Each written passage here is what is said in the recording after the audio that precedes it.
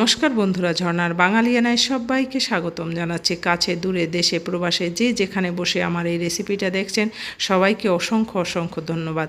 আজকে আপনাদের ছানার সন্দেশ তৈরি করে দেখাবো। তার জন্য আমি এখানে 2 কিলো দুধ নিয়েছি।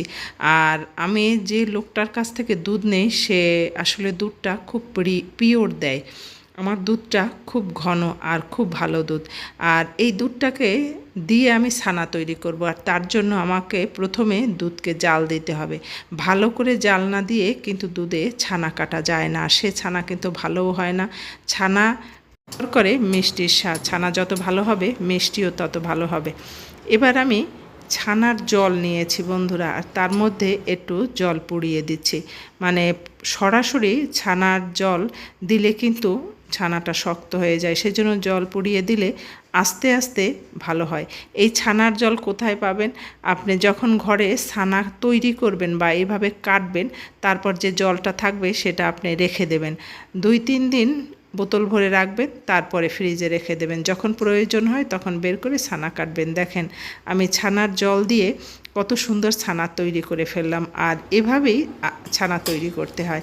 আর যাদের কাছে ছানার জল থাকে না তারা লেবু দিয়েও করতে পারেন। একটা ছাঁকনি নিয়ে কাপড় নিয়েছি, এবার এটাকে ছেঁকে নেব। আর এটাই হচ্ছে বন্ধুরা পনির। আপনারা যদি পনির খেতে চান তাহলে এভাবে দুধ নিয়ে পনির তৈরি করবেন। আমি আজকে এই ছানাটা দিয়েই ছানার সন্দেশ তৈরি করব। আমি এটাকে ছেঁকে নিচ্ছি আর খুব শক্ত করে, খুব মানে চেপে চেপে আমি এটার জল ফেলে দিচ্ছি, কিন্তু বেশি ফেলানোর জল দরকার নেই, মোটামুটি ফেলে দিলেই হয়ে যাবে। এবার একটা কড়াই নিলাম, কড়াইয়ের মধ্যে কড়াইটা একটু গরম করে নেবেন। আমি মেজারমেন্ট কাপের 1/2 কাপ চিনি দিলাম।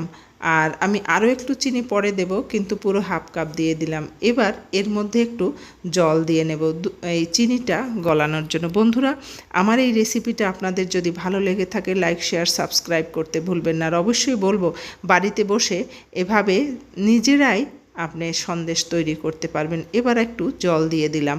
আসলে চিনি আর জল ছানা আপনাকে আস্তে আস্তে ভালো করে জাল দিয়ে মিশিয়ে নিতে হবে। এই ছানা কিন্তু কাটার পর আপনার চিনির সাথে খুব তাড়াতাড়ি মিলবে না, চামচ দিয়ে ঘষে ঘষে মিলাই নিতে হবে। আমি একটু এলাচির গুঁড়া দিয়ে নিলাম। এবার আমি এভাবে লো আছে রান্না করব।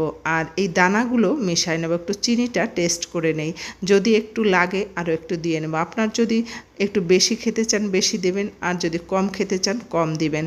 আর আসলে সন্দেশের মধ্যে কতগুলো মিষ্টিও কিন্তু ভালো লাগে না বন্ধুরা। এবার নেড়ে নেবেন, একেবারে লো আছে, হাই হিট দিবেন না। ওই চিনিটা আস্তে আস্তে আঁশ পাকায় যাবে আর ছানাটাও কিন্তু রান্না হয়ে যাবে। আর ছানা না রান্না করলে কিন্তু এটা টেস্ট হয় না। আমি যেমন এই ডোলে ডোলে ছানাগুলো ভেঙে দিচ্ছি।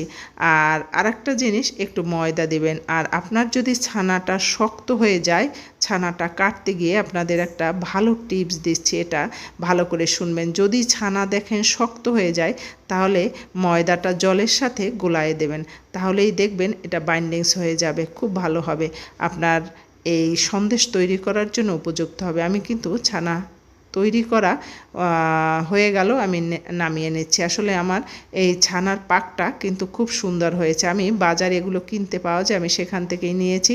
এবার আমি গরম গরম মধ্যে একটু কিশমিশ দিয়ে, এটা আসলে সৌন্দর্যের জন্য আপনি দিলেও পারেন না দিলেও পারেন, সৌন্দর্যের জন্য আমি দিয়ে এই সন্দেশটা তৈরি করছি। আসলে আমরা দোকানে 1 কিলো সন্দেশ 500-600 টাকায় কিনি, অনায়াসে নিজেরা কিন্তু তৈরি করে এভাবে খেতে পারেন। এটা স্বাস্থ্যকর, পিওর, খেতেও ভালো, দেখতেও ভালো, নিজের হাত দিয়ে তৈরি করা ছানার সন্দেশ। আসলে দেখতে যতটা ভালো হয়েছে খেতেও কিন্তু ততটাই ভালো হয়েছে। আমি আরও একটা আপনাদের বানায়ে দেখাচ্ছি। আর এভাবেই কিন্তু আপনাকে বানাতে হবে। আর গরম গরম বানাবেন, যতক্ষণ থাকবে তত কিন্তু বানানো সহজ হয়ে যাবে। আপনি এভাবে আস্তে আস্তে করে আমি কিশমিশগুলো ডিজাইন করে দিচ্ছি, আপনারাও দিতে পারেন। এটা আসলে যার যার রুচির ব্যাপার, আপনার কিশমিশ না দিলেও হবে। আসলে এটা সৌন্দর্যের জন্য ভালো লাগে দেখতে, সন্দেশের মধ্যে একটু কিশমিশ থাকলে। আমি সবগুলোই তৈরি করে নিয়েছি। আর আমার সন্দেশ কিন্তু এখানে যে কয়টা হয়েছে তার চেয়েও বেশি হয়েছে। আসলে আমার বাচ্চারা বানাতে বানাতেই 4-5টা খেয়ে ফেলেছে, সেই জন্য সবগুলো আর দেখাতে পারলাম না। আমি আপনাদের এবার সাজায়ে দেখাচ্ছি। আবার বলবো, যদি আমার এই রেসিপিটা ভালো লেগে থাকে আপনারা অবশ্যই বাড়ি বসে একবার হলেও ট্রাই করবেন বানানোর জন্য। আর অবশ্যই লাইক, শেয়ার, সাবস্ক্রাইব করে দেবেন। ভালো থাকবেন, সুস্থ থাকবেন। আবার নতুন একটা রেসিপি নিয়ে আসবো আপনাদের জন্য।